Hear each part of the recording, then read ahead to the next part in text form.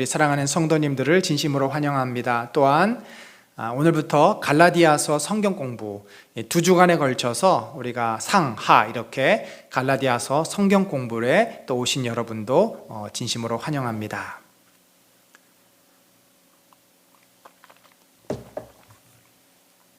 우리가 진도에 따라서 이제 갈라디아서를 2주간 동안 살펴보도록 하겠습니다. 오늘 주실 말씀은 믿음으로 얻는 의로움이라는 주제로 갈라디아서 2장 16절 한 절입니다. 우리 제가 읽지만 여러분도 같은 목소리를 읽어주십시오. 시작. 사람이 의롭게 되는 것은 율법의 행위로 말미암음이 아니요 오직 예수 그리스도를 믿음으로 말미암는 줄 알므로 우리도 그리스도 예수를 믿나니 이는 우리가 율법의 행위로서가 아니고 그리스도를 믿음으로써 의롭다함을 얻으려 함이라. 율법의 행위로서는 의롭다함을 얻을 육체가 없느니라. 아멘. 여러분, 저희가 지난주까지 요한계시록을 살펴보았습니다. 참 평소에 쉽게 접하기 어려운 말씀이었는데 저희들이 이렇게 수요 오전 예배를 통해서 또 같이 또 요한계시록 성경 공부를 통해서 계시록의 그 참 하나님의 풍성한 사랑, 그 우리가 이룰 구원의 영광, 이 땅에서 지금 어떠한 태도와 자세로 살아가야 하는지에 대해서 또 말씀해 주셔서 얼마나 감사한지요. 우리가 계시록 말씀을 붙잡고 믿음의 용사로 이 천년왕국 시대에 정말 사단은 끝까지 우리를 괴롭히지만 그러나 우리가 이미 승리하신 예수 그리스도의 그 권능을 붙잡고서 주님과 함께 교회를 통해 세상을 통치하는 그 영광스러운 그 통치의 자리에 나아가시기를 바라고, 이 땅에 어떠한 어려움과 환란이 있을지라도 그것은 아무런 문제가 되지 않습니다. 우리에게 보장된 약속된 영원한 천국과 그 영광이 있기 때문입니다. 우리 권사님이 이미 그 영광 가운데 주의 품에 안 계시는 것을 보여주시지 않았습니까? 그래서 이번에 특별히 또 요한계시록이 저희들에게는 남달랐으리라 생각을 합니다. 자, 그렇다면 이제 오늘부터 우리가 다음 주까지 2주간은 이 갈라디아서라는 책을 가지고 공부를 하겠는데요. 이 갈라디아서 책은 그렇게 뭐 6장으로 되어 있기 때문에 그 긴 책은 아니지만 또 상당히 중요한 책입니다. 그러니까 여러분 이렇게 생각하시면 돼요. 바울 서신 가운데 교리에 관해서 집중적으로 말하는 책이 있고 목회에 대해서 말하는 책이 있고 교회에 대해서 말하는 책이 있는데, 이 갈라디아서라는 책은 특별히 교리, 구원이라는 것이 어떻게 얻게 되는지 구원에 대한 교리를 특별히 강조해서 쓴 책이다라고 보시면 되겠어요. 자, 그리고 이 갈라디아서는 세트로 되어 있습니다. 갈라디아서가 말하자면 속편이고, 그러니까 1편이고 갈라디아서를 좀 늘려서 자세하게 설명해 놓은 게 로마서입니다. 로마서의 주제와 갈라디아서의 주제가 사실은 일맥상통해요. 구조가 일맥상통합니다. 갈라디아서의 그 대부분의 4장까지의 내용이 5장 초반까지의 내용이 구원의 도리에 관한 내용이고, 이제 뒤쪽은 구원받은 사람이 성령으로 말미암은 삶에 대한 문제. 로마서는 8장까지가 구원의 도리에 대한 문제고, 이제 8장 이후부터는 유대인의 구원 문제와 이 성도의 삶의 문제를 바울이 다루고 있습니다.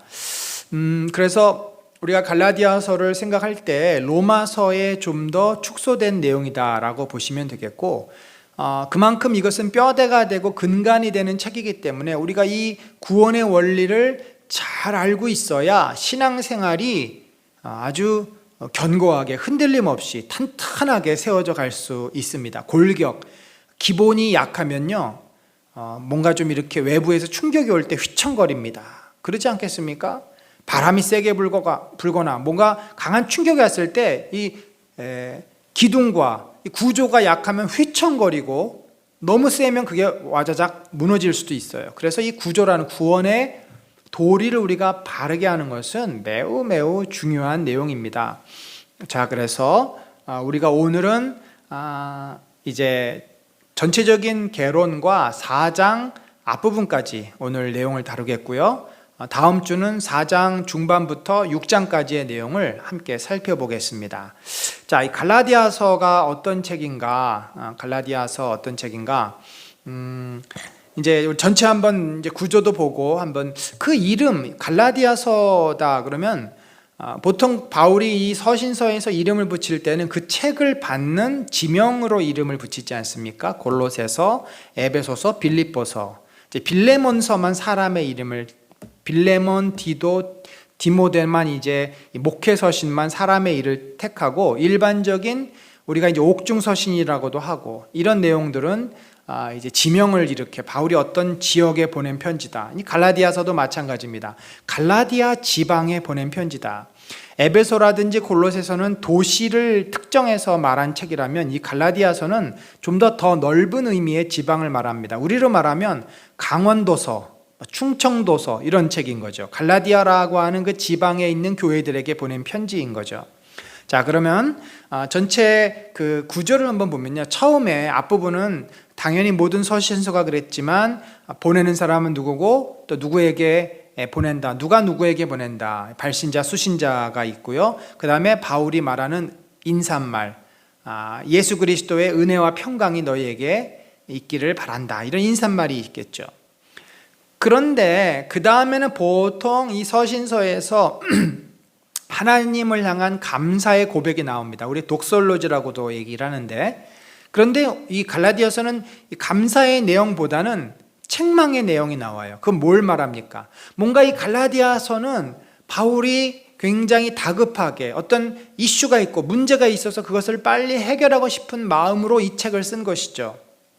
그러니까 에베소서하고 골로새서는 바울이 이제 감옥에 있으면서 얼마 자신의 인생이 남지 않지 않았습니까? 그것을 아는 바울이 골로새에 있는 교회, 에베소에 있는 교회에게 이제 좀 더 넓은 차원에서 교회가 어떤 곳이고 너희가 앞으로 어떻게 신앙생활을 해야 되는 차분차분하게 기록을 한 책이라면, 갈라디아서는 어떤 지금 당장 문제가 있어요. 교회가 지금 직면한 위기스러운 어떤 문제가 있습니다. 그래서 빨리 이것을 지금 바울이 도와주고 싶고 해결하기 위해서 긴급하게 쓴 그런 책입니다. 그런 서신이에요. 그러다 보니까 그가 평소에 쓰던 그 패턴에 맞추어서 쓰지 못하고 다급한 이슈를 먼저 말하게 되는데, 이 책망이라고 했던 내용입니다. 바로 그들이 가지고 있던 문제점에 대해서 바울이 요약으로 이야기를 해요.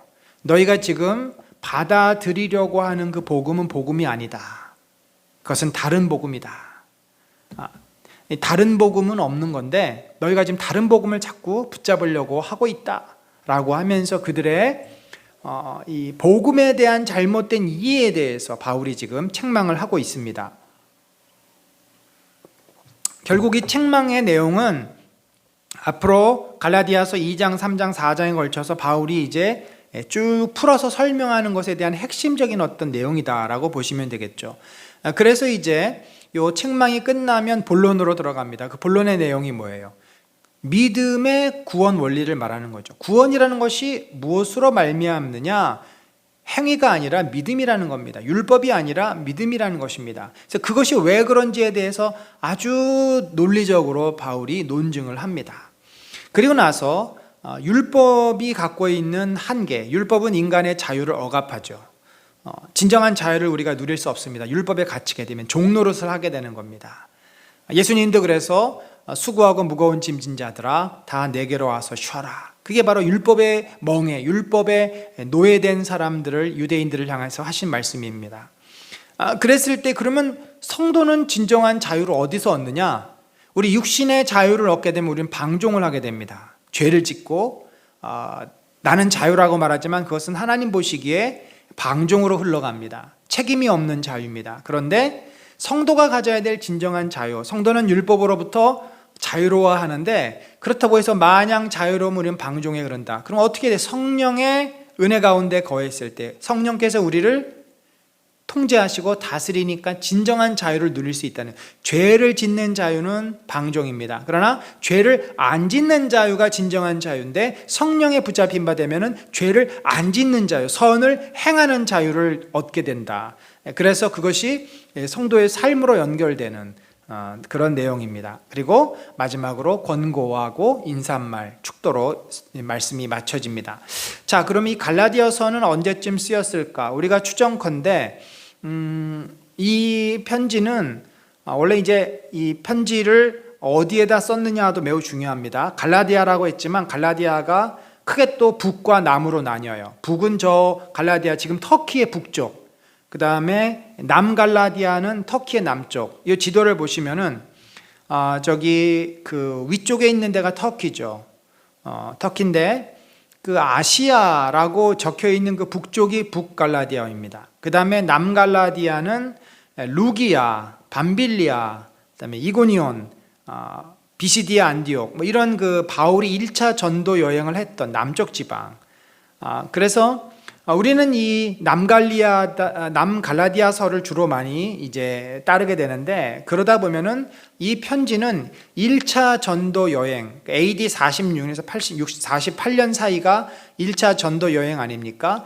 이제 바울이 안디옥에서 바나바와 파송을 받아가지고 저 터키 키프로스를 거쳐가지고 터키 남쪽으로 들어가서 이제 쭉 이고니아, 안디옥, 그다음에 이고니온, 또 루스드라까지 쭉 들어갑니다. 들어갔다가 이제 다시 나오는 여정인데, 이때 개척을 하고 교회를 세우고 나왔어요.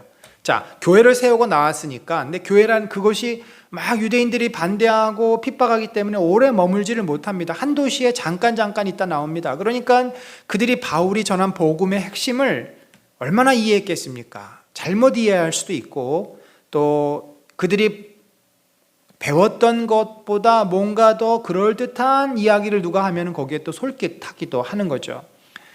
그래서 이제 이때 교회를 세우고 나왔는데 자꾸 거기서 어떤 문제들이 들려옵니다. 이 갈라디아에 있는 이고니온 교회에서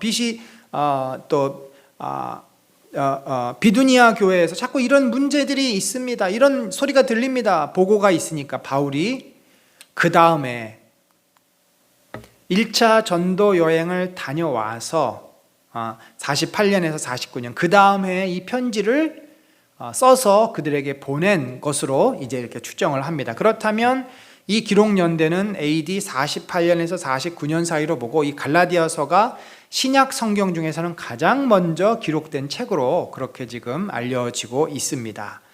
예.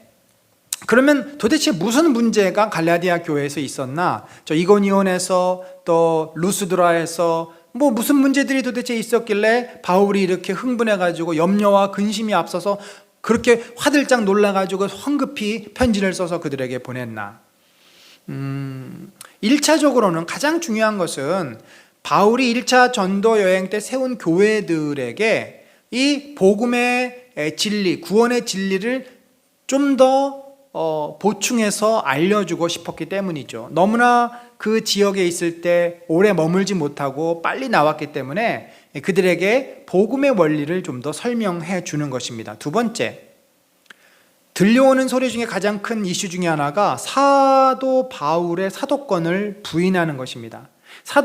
바울은 B급이라는 거죠. 12사도가 아니다. 그 후에 12사도의 제자급이다. 그러니까 12사도가 진짜 사도고 사도 비스무리한데 사도는 아니야, B급이야 라는 그러한 이야기가 들려온 거고, 그래서 사도 바울이 가르치는 그 복음에 대해서 우리가 꼭 받을 필요가 없다, 더 오리지널한 걸, 더 나은 복음을 받아야 된다, 이런 소리들이 들려온 것입니다. 그래서 바울은 할 수 없이 자기가 어떻게 사도가 되었는지, 자기가 사도된 것이 내 계획과 내 생각이 아니라 하나님의 뜻임을, 또 자기가 사도로 세움 받은 것은 바로 예수 그리스도께서 직접 나타나신 것임을, 굉장히 개인적인 간증이죠. 개인적인 어떤 경험을 토대로 해서 이야기를 합니다. 자, 그 다음에 이제 본격적으로 2장부터 해서 4장까지 이 갈라디아 교회 안에 들어온 이단들이 있었어요. 특별히 그 당시에 갈라디아에서 가장 영향을 미치고 있었던 사람들이 유대인들입니다. 유대인 중에 좀 개종을 해서 교회 나온 사람들이 있었는데 이들이 아직 유대주의를 버리지 못한 거예요. 그러니까 구원을 얻으려면, 물론 예수 그리스도의 십자가 우리가 그를 메시아라고 인정한다. 그러나 우리 조상들이 물려주었던 언약을 지키는 그것도 놓쳐서는 안 된다. 그것도 붙잡아야 된다. 그 중에 제일 중요한 게 할례다.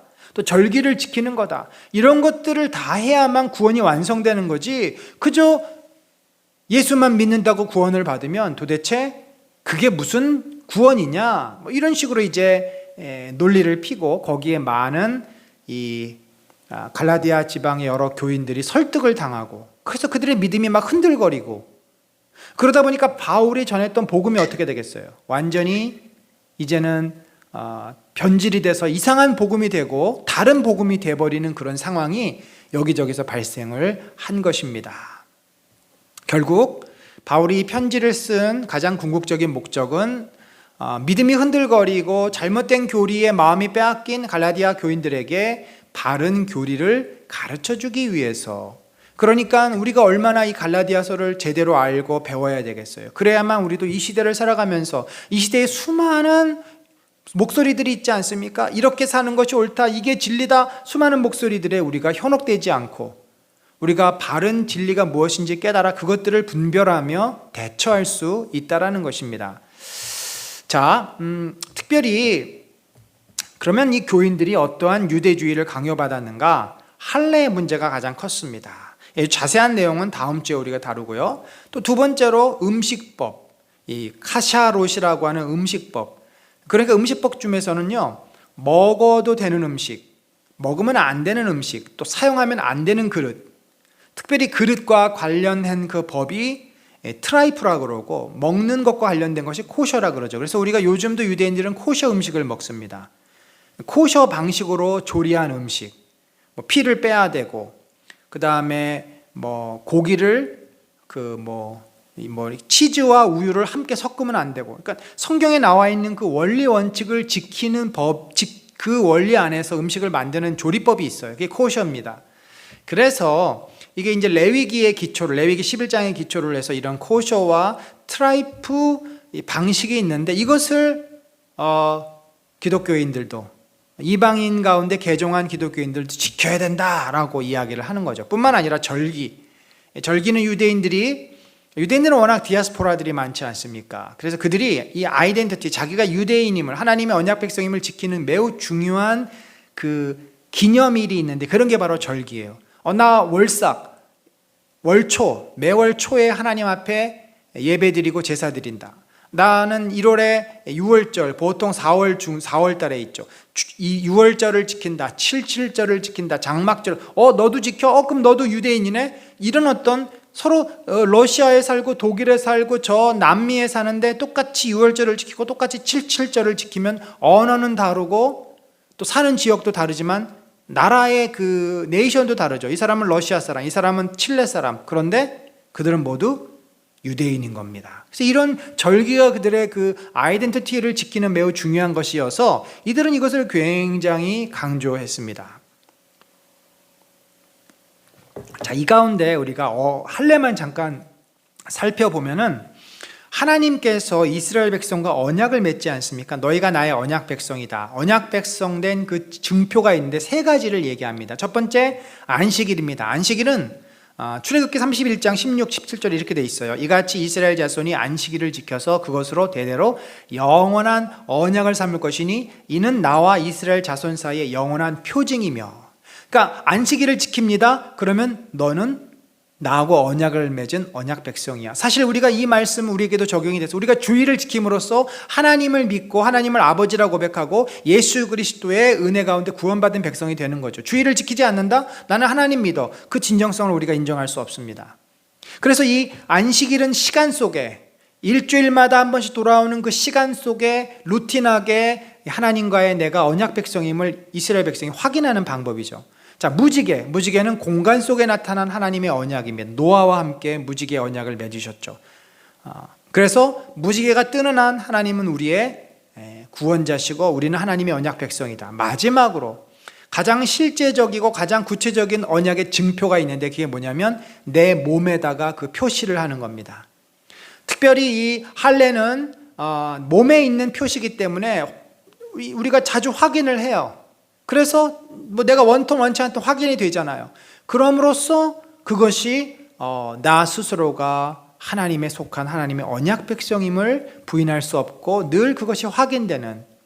그래서 할례에 대해서도 너희 집에서 난 자든지 너희 돈으로 산 자든지 할례를 받아야 하리니 이에 내 언약이 너희 살에 있어 영원한 언약이 된다. 그래서 이제 유대인들은 이 할례를 목숨처럼 여기고 할례를 받지 않으면 너는 언약 백성이 아니다, 구원받은 것이 아니다 라고 강조를 한 것입니다. 자, 여기에 대해서 바울은 이제 세 가지의 내용으로 이제 갈라디아서를 이렇게 다루게 되는데, 첫 번째는 율법의 행위가 아닌 믿음으로 의롭게 된다. 또 율법의 억압과 그리스도께서 주신 자유, 육체의 방종과 성령을 따르는 삶. 그래서 우리가 오늘은 1번 율법의 행위가 아닌 믿음으로 의롭게 된다는 이 문제를 좀 살펴보도록 하겠습니다. 이 도입에서 이제 수신자, 발신자는 사도 바울이고요, 수신자는 모든 형제, 특별히 갈라디아의 여러 교회에게 보낸다. 그들에게 은혜와 평강을 기원하고요, 자기 몸을 주신 그리스도께 영광을 돌립니다. 그리고 이때 발신자에서 좀 특징적인 것이 있는데, 다른 서신서하고는 다른 점, 갈라디아 서신서에만 나타난 점이 있어요. 그건 뭐냐면 바울이 자신의 사도성을 강조하는 것입니다. 자, 여기 보면요, 대칭을 이루고 있죠. 키아즘을 이루고 있는데, 사람들에게서 난 것도 아니요, 사람으로 말미암은 것도 아니요. 자, 뭐가 그렇다는 거예요? 사도가 그렇다는 거죠. 누군가에 의해서 내가 사도가 된 것이 아니다. 어떤 12사도가 나를 모아놓고 안수해서 내가 사도가 된 것이 아니다. 그러니까 그 근거가, 출처가, 출발점이 사람의 생각이나 사람의 계획에서 된 것이 아니라는 거예요. 자기는 전혀 자기가 사도가 될 생각도 못했고 할 마음도 없었다는 거죠. 그러면 누가 했느냐? 그러나 알라, 이제 완전히 반대 전환입니다. 그러나 사람에게서 한 것이 아니라, 그럼 사람이 아니면 누구예요? 오직 예수 그리스도로 말미암아 된 것이다. 또 이것은 하나님 아버지에게서 난 것이다. 그러니까 내가 사도된 것은 예수 그리스도가 직접 나를 부르셨고 하나님께서 그것을 허락하셨기 때문에 사도가 된 것이다. 자, 이 예수 그리스도를 말미암았다, 이것을 바울이 어떻게 설명합니까? 나중에 다메섹 도상에서 만난 그 예수 그리스도를 설명을 하죠. 12사도야 예수님 살아생전에 예수님 다니시면서 부르셨지만, 바울은 예수님이 소천하신 후에 예수님을 만나는데 아주 특이한 경험을 하지 않습니까? 소천하신 주님이 바울에게 나타나셔서 그를 부르신 거예요. 이건 있을 수 없는 일이고 경험할 수 없는 아주 독특한 일이죠. 그러나 바울은 그 경험을 통해서 모두들 천둥이 쳤다, 그렇게 표현하는데, 바울은 하늘에서 음성을 들어갑니다. 사울아, 사울아, 내가 어찌하여 나를 핍박하느냐. 그래서 이 바울은 자신이 만난 그리스도로부터 이 사도가 된 것이지, 결코 사람이 세운, 너희가 말하는 것처럼 B급, 내 스스로 그런 권위를 찾으려고 한 것이 아님을 강조해서 설명을 합니다. 자, 이제 두 번째 그 부분인데요, 아까 핵심 내용이라 그랬고, 다른 복음이 없다. 이 다른 복음이라는 표현이 두 가지가 우리말로는 이게 똑같은데 원어로 보면 엄청난 차이가 있습니다. 이게 잘 보셔야 돼요. 자, 지금 설명을 좀 드리겠습니다. 그리스도의 은혜로 너희를 부르신 이를 이같이 속히 떠나 다른 복음을 따르는 것을 내가 이상하게 여기노라. 자, 보세요. 누가 떠났다는 거예요? 그리스도의 은혜로 너희를 부르신, 너희가 예수를 믿게 된 것은 하나님의 은혜, 주님의 은혜인데, 그런데 너희가 그를 부르시니, 하나님이잖아요, 부르시는요. 하나님을 이같이 속히 떠났다. 벌써 그들이 바울이 전한 복음을 폐기해버린 겁니다. 이것은 가짜야, 잘못된 것이야, 믿지 않고 교회를 안 나오고 자기들끼리 모이고 이런 일이 생긴 거죠. 떠나 다른 복음을 따르는 것을 내가 이상하게 여기노라. 여기서 다른 복음은 바울이 전한 것과 완전히 종류가 다른 거예요. 그래서 여러분, 헤테르라는 말이 종자가 다르다, 종이 다르다. 헤테르라는 말은 종이 다르다라는 뜻이죠. 그 헬라어의 그 기원이 그랬습니다. 여기서 이제 헤테론 그랬으니까 완전히 종류가 다른, 근본적으로 서로 다른. 우리가 이것을 교회에서는 이단이다 그렇게 얘기합니다. 이단 사설을 너희가 복음이라고 말하지만 그것은 이단이다. 이단 사설을 너희가 지금 붙잡고 있고 그걸 따르고 있구나. 이것이 얼마나 어처구니 없는 일이냐, 이 얼마나 말도 안 되는 일이냐라고 바울이 말합니다. 그러면서 바울이 이렇게 강조를 해요. 다른 복음은 없다. 자, 여기서 다른은 헤테론이 아니라 알로예요. 알로는 another 그런 뜻입니다.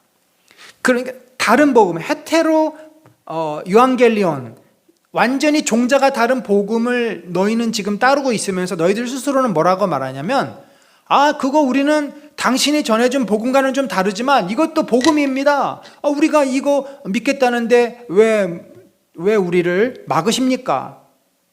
마치 같은 종자인데 종류가 다른 것으로 그렇게 설명을 하는 겁니다. 그러니까 이런 거예요. 여러분, 개와 고양이는 완전히 다르죠. 종이 다릅니다. 개과 고양이과. 그런데 개 안에는 여러 종자가 있어요. 불독이 있을 수도 있고요. 또 요즘 푸들 종류, 제일 많이 사람들이 키우는 푸들 종류가 있을 수도 있고, 아주 또 큰 개들, 셰퍼트나 또 말라무트나 이런 큰 개들이 있을 수 있고, 종자가 서로, 그런 거는 알로에 해당됩니다. 같은 개지만 서로 좀 모양이 생김새가 다른. 그 사람들은 자기들이 개를 키웠다가 이제 고양이를 키우면서 우리들은 여전히 개를 키우고 있다라고 말을 하는 거예요. 바울은 아니다. 너희는 지금 개를 키웠다가 지금 고양이를 개라고 하는구나. 개를 버리고 고양이를 붙잡고 있으면서 고양이를 붙잡고 지금 그것을 개라고 말한다. 너희에게는 알로 유앙겔리온, 너희들이 말하는 것처럼 그 다른 종으로, 다른 개로 바꿨다고 말하는데 그렇지 않다. 너희가 말하는 복음은 지금 헤테론 복음이다. 완전히 우리가 받아들일 수 없는 이단 사설이다. 다른 복음은 없나니. 너희가 말하는 그런 같은 큰 테두리 안에 있지만 좀 모양만 다른 복음이 아니라, 다만 어떤 사람들이 너희를 교란하여 그리스도의 복음을 변하게 하려 함이라. 그것은 그리스도의 복음을 변질시킨 것이다. 그것은 완전히 종자가 다른 것이다 라고 얘기하고, 왜 그런지를 이제 설명을 합니다. 자, 이제 요게 두 번째가 책망으로 감사 대신에 나온 것이고, 전체 앞으로의 그 내용 요약이고요. 이제 바울이 사도가 된 그 근거를 이야기를 하는데, 먼저 바울은 누구였어요? 교회 박해자였죠. 교회를 완전히 짓밟고 무너뜨리고 완전히 폭발시켜버리는 그런 사람이었어요. 그런데 그가 예수를 믿는 자들을 잡으러 다메섹으로 가다가 누구를 만납니까? 하늘에서 예수 그리스도를 만납니다. 예수 그리스도의 음성이, 강한 빛이 예수 그리스도시죠. 빛이 비춰지고 눈이 머니까 귀에 소리가 들립니다. 사울아 사울아, 내가 나를 어찌하여 핍박하느냐. 그리고 이제 그를 선지자 아나니아에게 보내서 내가 너를 이방을 구원할 나의 그릇으로 삼겠다. 그에게 비전을 주시고, 결국 그러한 미션, 사도는 보내심을 받은 자예요. 아포스톨로스는 보내심을, 예수 그리스도께서 친히 오셔서 그로 하여금 이방에 보내신 것입니다. 나는 그러한 경험이 있다라고 지금 바울이, 내가 그래서 사도가 된 거지 내가 사도가 되고 싶어서 된 것이 아니다 라고 말을 합니다. 그러한 개인적인 경험, 그 후에 기존의 사도들하고 내가 어떻게 지냈는지 설명해 보겠다. 그가 32년도, AD 32년도에 회심을 합니다. 그리고 3년 후, 이제 본문에 보면은 3년 후라는 말이 나와요. 그게 35년에 1차 예루살렘을 방문을 합니다. 회심하고 있다가 아라바 광야에서 한 2, 3년 지내다가 이제 바나바와 함께, 왜냐하면 그 당시에 사울 그러면 교회를 다 핍박하고 사람들을 죽이던 자였기 때문에 그가 이제 회심했고, 그가 하나님을 온전히 믿고 예수님을 믿는 자가 되었다는 것을 교회 지도자들에게 알려야 돼서 바나바가 그를 데리고 예루살렘에 갑니다. 그래서 베드로도 만나고 야고보도 만나요. 그리고 나서 그가 이제 9년 정도 전도도 하고 또 자기의 고향 다소에 가서 신학 연구도 합니다. 충분히 준비가 되고 나서 안디옥 교회로 가가지고, 이 모교회죠. 안디옥 교회가 바나바와 함께, 바울이 이제 원래는 신학자였지 않습니까? 다소에 가서 그동안에 자기가 알았던 구약을 새롭게 해석하는 거죠. 그래서 그 놀라운 통찰력으로 안디옥 교회에서 바나바와 함께 성도들을 가르치다가 성령께서 그들을 안수하여 선교사로 파송하라. 그래서 AD 46년에 1차 선교 여행을 떠납니다. 그때 이제 갈라디아, 키프로스를 거쳐서 이 갈라디아 남쪽 지방을 전도했고, 그때 이제 회심하고 돌아온 사람들이 이 갈라디아 서신서를 받는 교인들인 거죠. 자, 이 도표로 보면은 AD 32년에 회심했고 3년 동안 그 아라바 광야에서 말하자면은 그동안의 모든 삶을 뉘우치고 그리스도를 깊게 경험하는 영성 수련의 시간을 갖습니다. 그리고 이제 AD 35년에 1차로 예루살렘에 올라왔다가 두 번째 14년 후에, 이 14년은 이제 그 사이에 뭐가 있어요? 그가 다소로 가서 공부한 시간, 또 주변에서 전도한 시간, 안디옥 교회에 가서 가르친 시간, 그리고 1차 전도 여행을 마치고 돌아온 것까지 다 들어가는 거예요. 14년 동안에 그런 변화가 있었어요. 그리고 나서 갈라디아서 2장 1절에 보면은 49년, AD 49년에 예루살렘 공의회가 열립니다. 1차 전도 여행과 2차 전도 여행 사이에 예루살렘 공의회가, 그때 가장 중요한 주제가 뭐냐면 이방인에 대한 전도 문제입니다. 바울이 가서 이제 얘기하는 거죠. 또 바나바도 얘기합니다. 우리가 이방에 가서 전도했더니 그들이 복음을 받아들이고 거기에 교회가 세워졌습니다. 성령께서 역사하셨습니다. 베드로도 거들죠. 그래서 그때 예루살렘 공의회에서 이제 이방인에게도 우리가 복음 전하는 것을 금할 수 없다. 저들에게 할례를 강요해서는 안 된다. 그렇게 이제 정리가 됩니다. 그러한 일이 있었다는 거죠. 내가 사도로서 부르심을 받았고 사도들과 함께 교회의 이런 문제들을 이렇게 회의를 통해서 정리를 했다라고 그가 이야기를 합니다. 그러면서 이제 그 2장 7절에 보니까 이렇게 돼 있어요. 그들은 내가 무할례자에게 복음 전함을 맡은 것이 베드로가 할례자에게 맡음과 같은 것을 보았고, 그들이 누구예요? 예루살렘 공의회에 있었던 당시에 사도들, 야고보, 요한, 여러 사도들이 있었겠죠. 베드로에게 역사하사 그를 할례자의 사도로 삼으신 이가 내게 역사하사 나를 이방인의 사도로 삼으셨느니라. 얼마나 설득력 있는 바울의 설명입니까? 그러니까 지금 자신의 위치가 베드로와 동등됨을 설명하고 있는 거예요. 실제로 그 예루살렘 공의회에서 바울의 선교의 그 열매, 바울의 영적인 위상을 인정해 주었고, 그에게 그래 바울 너는 예수님께서 이방을 위해서 부르신 자고 그 사역을 위해서 전담하는 자야라고 공식적으로 인정해 준 겁니다. 누가요? 기존의 12 사도들이.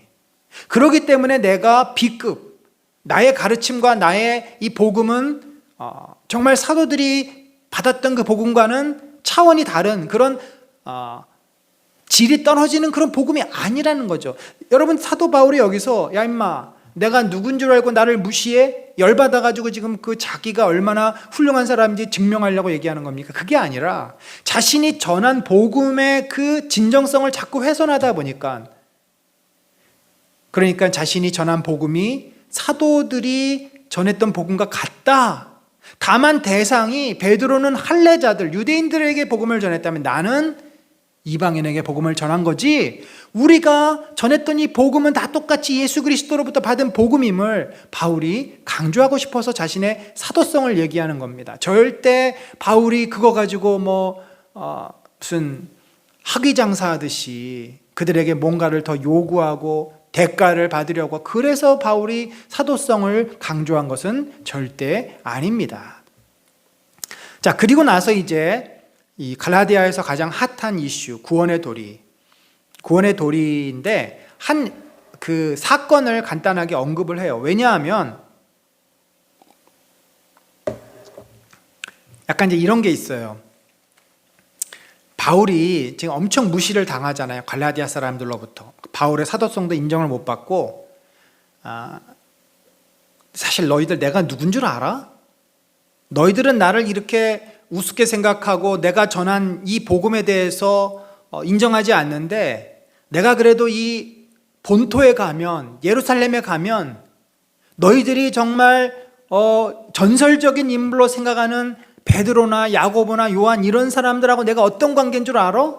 라고 하면서 자신의 역시 진정성을 한 번 더, 자신이 전한 복음의 진정성, 자신의 역할이 얼마나 주로부터 직접 받은 정말 오리지널리티가 있는 그 진정성이 있는 것인가를 말하는데, 그게 바로 베드로의 사건이고, 또 이것은 이제 연결고리죠. 앞으로 말하려고 하는 행위로 말미암는 구원이 아니라 믿음으로 말미암는 구원에 대한 강조를 하기 위해서 이 사건을 얘기합니다.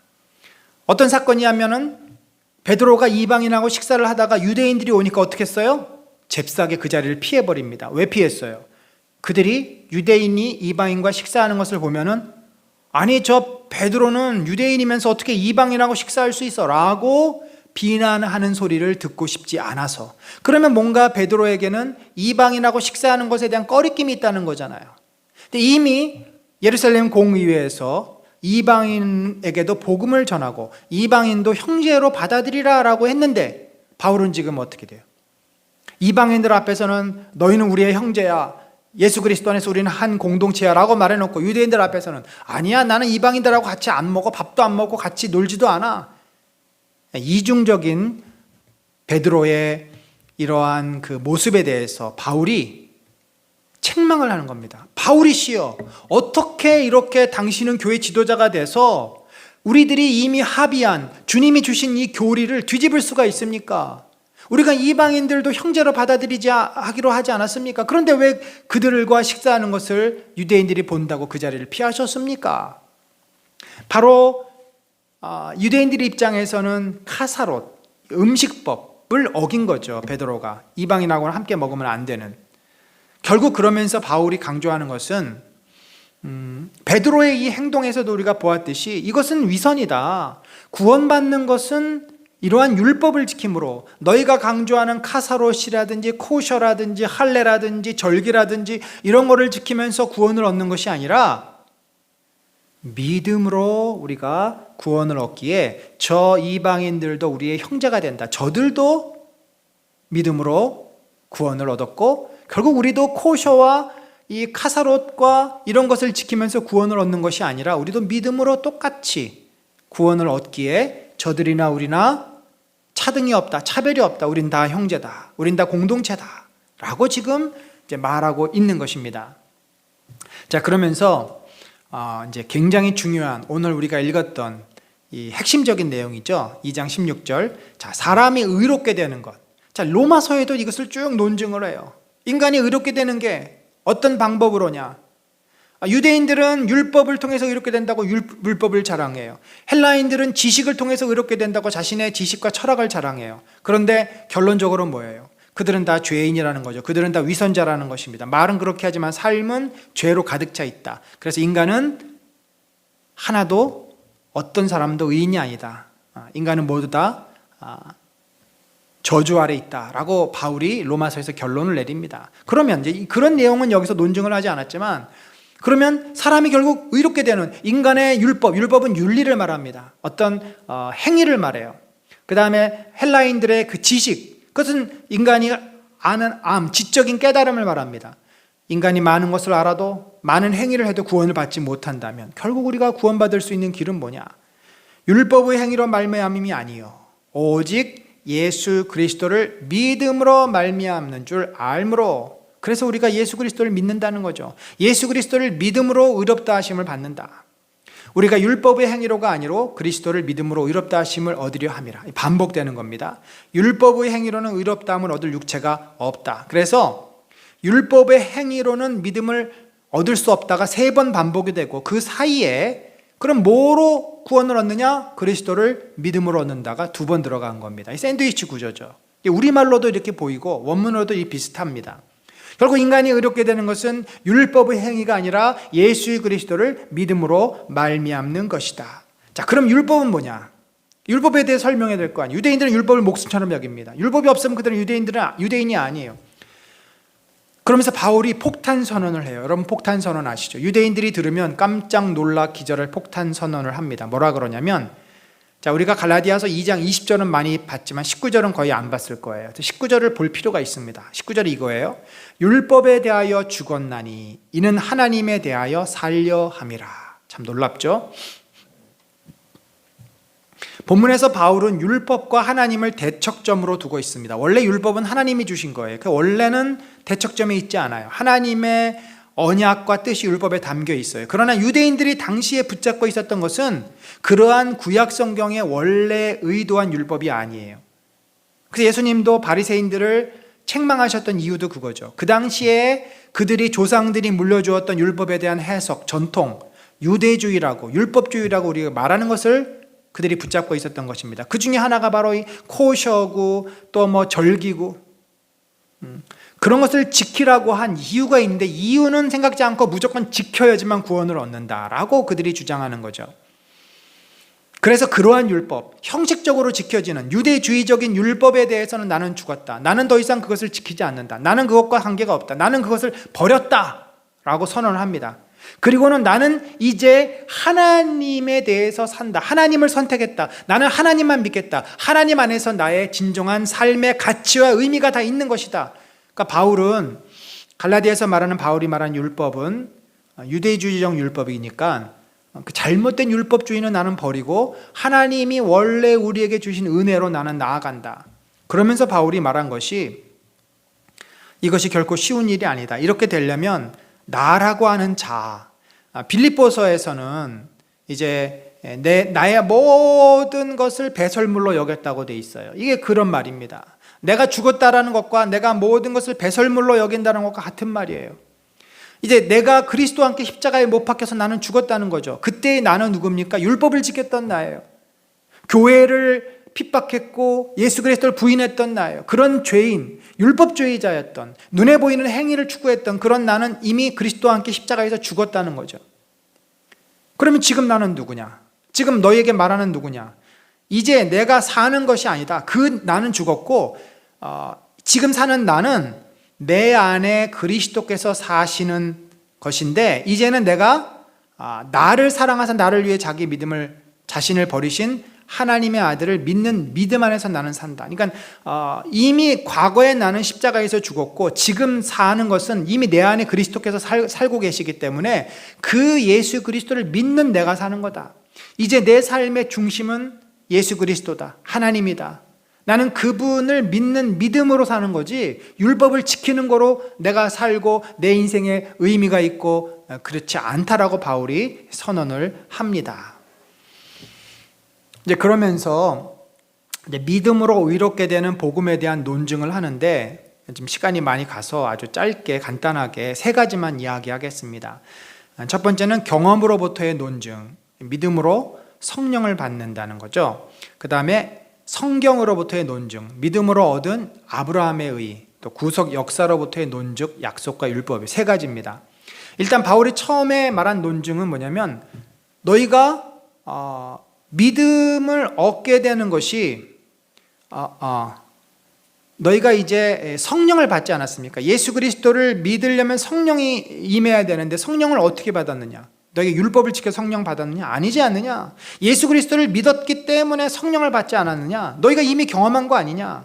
그래서 그들이 했던 경험을 가지고 역으로 질문을 합니다. 두 번째, 아주 중요한 거죠. 아브라함이 의롭게 된 것은 하나님에 대한 믿음 때문이다. 여러분, 아브라함 하면 유대인들은 깜빡 죽습니다. 아브라함이 모든 것의 근원입니다. 그러니까 아브라함 시대는 율법이 없었어요. 율법이 없을 때 어떻게 의로워집니까? 하나님을 믿음으로 의롭게 된 것입니다. 아브라함이 하나님을 믿음에 그것을 그에게 의로 정하셨다. 또 하나님이 이방을 믿음으로 말미암아 의로 정하실 것을 성경이 미리 알고 먼저 아브라함에게 복음을 전하되 모든 이방인이 너로 말미암아 복을 얻으리라. 창세기 12장에 보면은 너와 내 후손을 통해서 만 백성이 복을 얻으리라. 그 만 백성이 뭐예요? 이방 사람들까지 복을 얻는데 그 복이 뭐예요? 복음을 받아들이고 하나님의 자녀가 되는 거라는 거죠. 그것이 바로 그래서 이방 사람들은 율법을 지켜서가 아니라 아브라함이 믿고 하나님의 자녀가 된 것처럼 이방인들도 아브라함과 똑같은 원리로 하나님을 믿고 예수 그리스도를 믿고 하나님의 자녀가 되는 복, 그 유업을 받게 되었다. 그러면 이제 좀 더 설명을 합니다. 율법을 행하지 않는 우리는 저주받기에 그리스도께서 율법의 저주 가운데 있는 우리를 속량하셨다. 이제 성경으로부터 논증을 할 때 아브라함의 믿음에 대해서 이렇게 얘기를 하고, 두 번째 또 유대인들에게 있어서 이 율법을 지키지 않으면 그러면 저주받는 것 아니냐라는 질문을 하게 되지 않습니까? 그렇다, 맞다. 우리가 율법을 다 못 지킨다. 율법을 지킬 사람은 아무도 없다. 그래서 그 저주 아래 놓이게 되는데, 그래서 그 저주를 대신 받아줄 자가 바로 계신데 그가 예수 그리스도다라는 거죠. 누구든지 율법책에 기록된 대로 모든 일을 항상 행하지 아니하는 자는 저주 아래에 있는 자라. 바울이 볼 때 모든 인간은 율법을 다 행할 수 없다. 율법의 저주 아래 놓이게 된다. 그래서 우리가 죽어야 되는데 그 저주를 그리스도께서 대신 저주 받으셨고, 그래서 우리를 율법의 저주에서 속량은요 돈을 주고 사오는 거예요. 그러니까 예수 그리스도가 대신 죗값을 치르고 저주를 받음으로써 우리가 구원을 받았다라고 설명합니다. 예수 그리스도께서 아바 아버지시여 할 수만 있다면 이 저주의 잔을 내게서 지나가게 하옵소서. 그러나 내 뜻대로 마시고 아버지 뜻대로 하옵소서 하고 예수 그리스도가 십자가에서 저주의 잔을, 저주가 쏟아지는 것을 온몸으로 받지 않으셨습니까? 그래서 우리가 그 값을 치렀기 때문에 구원을 받은 것이다. 이제 마지막으로 구속 역사로부터의 논증인데, 아브라함에게 주어진 약속이 율법보다 우선한다는 거죠. 유대인들은 율법이 더 중요하다고 말하겠지만 아니다. 율법도 아브라함의 약속의 근거로 해서 주어진 거라는 겁니다. 맞는 말이죠. 하나님께서 아브라함의 약속을 주셨잖아요. 너와 내 후손이 바다의 모래알 같고 하늘의 별처럼 될 것이고 내 후손을 통해서 만 백성이 복을 얻게 될 것이다. 그래서 내 후손, 자 여기서 보세요. 이 약속들은 아브라함과 그 자손에게 말씀하신 것인데, 그런 약속이죠. 여럿을 가리켜 그 자손들이라 하지 아니하고 오직 한 사람을 가리켜 내 자손이라 하셨으니, 내 자손을 통하여 만 백성이 복을 얻으리라 했을 때 그 세라라는 말이 단수가 되기도 하고 복수가 되기도 해요. 그래서 이 단수가 될 때가 바로 그 한 사람이 누구냐면 그리스도라는 거죠. 내가 이것을 말하노니, 내 자손이라 하셨으니 곧 그리스도라. 내가 이것을 말하노니 하나님께서 미리 정하신 언약을 430년 후에 생긴 율법이 폐기하지 못하고 그 약속을 헛되게 하지 못하리라. 하나님께서 그 자손 예수 그리스도를 통해서 만 백성이 복을 얻으리라 한 그 약속대로 저주 아래에 있는 우리, 율법의 저주 아래에 있는 우리를 건지신 것이지, 율법을 모세를 통해 제정했다고 이 언약이 없어지느냐? 그럴 수 없는 거죠. 얼마나 논리적이고 강력한지 모릅니다. 그렇다고 하면 율법은 뭐냐? 율법은 우리가 너무 죄를 많이 짓기 때문에 인간의 죄를 억제하기 위해서 임시로 준 것이다. 그런즉 율법은 무엇이냐? 범법함으로, 인간이 하도 죄를 지니까 더하여진 것이라. 천사들을 통하여 한 중보자의 손으로 베푸신 것인데 약속하신 자손이 오기까지 있을 것이다. 그러니까 율법은 한시적으로 있는 거죠. 예수님이 오셔서 율법을 완성시키시잖아요. 구약의 제사법 같은 것은 다 폐기됩니다. 예수님이 그 구원의 속량, 그 저주 아래에 있는 속량을 다 이루셨으니까 제사제도는 없어집니다. 그러면서 율법의 역할은 몽학선생이라고 돼 있죠. 옛날 버전에는. 여기서는 초등학교, 초등교사 이렇게 돼 있는데, 자, 율법의 역할은 그럼 뭐냐? 믿음이 오기 전에, 예수 그리스도가 와서 우리에게 믿음을 가르쳐 주기 전에 그때까지는 율법 아래에 매인바되고 율법을 지켜야 구원을 얻는 거예요. 제사를 드려야 구원을 얻는 거예요. 계시될 믿음의 때까지 갇혔느니라. 그래서 이것을 어떻게 이제 바울이 비유를 하냐면, 이 초등교사하고, 그러니까 몽학선생으로 비유를 하는데요. 당시 고대에 어린아이들을 가르치는 선생님이 있었습니다. 그때는 그 부모들이 이 선생님에게 모든 것을 다 맡겨요. 가정교사이자 청직이자 그의 어떻게 보면은 실제적인 부모 역할을 하는 거예요. 그래서 이 선생님의 권위가 대단합니다. 그래서 이 어린아이는 성년이 되기 전까지 그 선생님의 말을 순종해야 돼요. 종처럼 그렇게 노예처럼 막 부리진 않지만 그의 권위 아래에 있는 겁니다. 그러나 이 아이가 크면은 더 이상 그 선생은 이제 있을 필요가 없죠. 스스로 성인이 돼서 자기가 이제 권리를 주장하고 유업, 그 아버지의 재산을 물려받을 수가 있어요. 그 전까지는 이 몽학선생, 초등학선생, 청지기가 모든 재산도 관리하고 모든 것을 다 주장합니다. 그런 원리예요. 이같이 율법이 우리를 그리스도께로 인도하는 초등교사가 되어 우리로 하여금 믿음으로 말미암아 의롭다함을 얻게 하려 함이라. 믿음이 온 후로는 우리가 초등교사 아래 있지 않는다. 자, 그래서 이렇게 말하죠.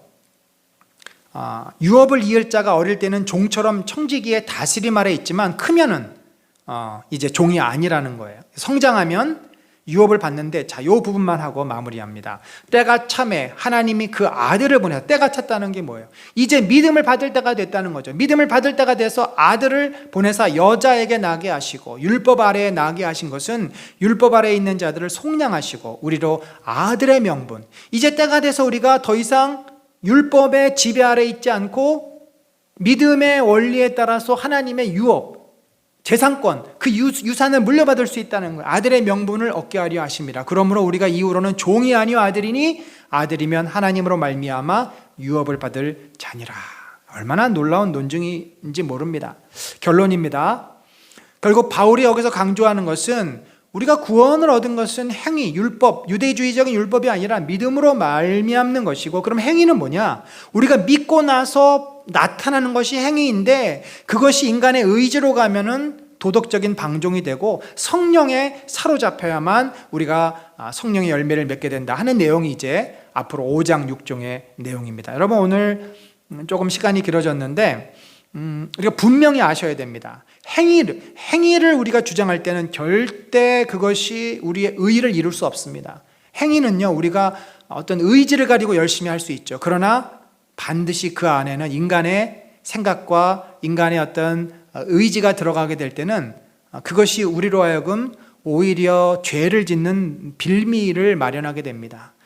구원은 100% 하나님의 은혜입니다. 그러나 우리가 구원받은 백성으로 하나님의 유업을 받을 자로서 믿음의 삶을 어떻게 살 것인가, 자, 이 부분은 우리가 다음 시간에 같이 또 나누도록 하겠습니다. 하나님 아버지, 감사합니다.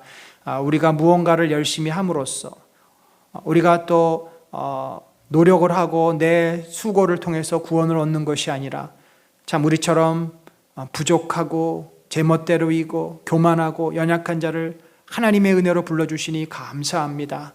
그 주님의 은혜가 이렇게 풍성함을 우리가 기억하고 그 주님의 은혜 아래 머물게 하시고, 뿐만 아니라 우리가 이제 믿은 자이기 때문에, 유업을 받은 자이기 때문에 우리의 삶이 그 믿은 자로서 온전하게 세워질 수 있도록 우리 자신을 돌아보고 성령 안에서 머물 수 있도록, 성령의 인도를 받을 수 있도록 주님 인도